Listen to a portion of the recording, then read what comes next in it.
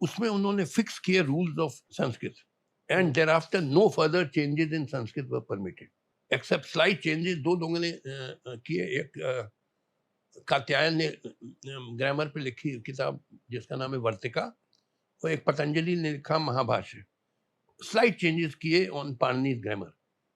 Otherwise आज जो university में पढ़ाई जाती है संस्कृत और कॉलेजेस में, वो है पाणिनी की संस्कृत, जिसको लौकिक संस्कृत भी कहते हैं। मगर उसको पढ़ने से आप ऋग्वेद नहीं समझ पाएंगे, क्योंकि पुरानी संस्कृत में जो, जैसे आप शेक्सपियर का प्ले आज नहीं समझ पाएंगे। तो अच्छा, पाणिनि ने क्या किया, he fix the rule of grammar. उसने स्टडी किया और बड़ी संस्कृत को सिस्टमैटिक बनाया, बड़ा रैशनल बनाया, और नतीजा क्या हुआ कि Sanskrit became the link language of India. जैसे कोई स्कॉलर, जैसे वो थे शंकराचार्य, आदि शंकराचार्य, केरल से आए वो नॉर्थ इंडिया, मगर क्योंकि संस्कृत जानते थे और नॉर्थ इंडियन भी संस्कृत जानते थे, तो कम्युनिकेट कर सकते थे। It was the language of communication. उस जमाने में अंग्रेजी नहीं थी, this was the link language.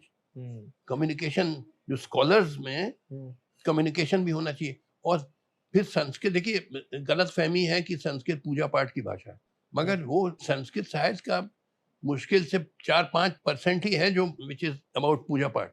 95% Sanskrit literature है nothing to do with religion.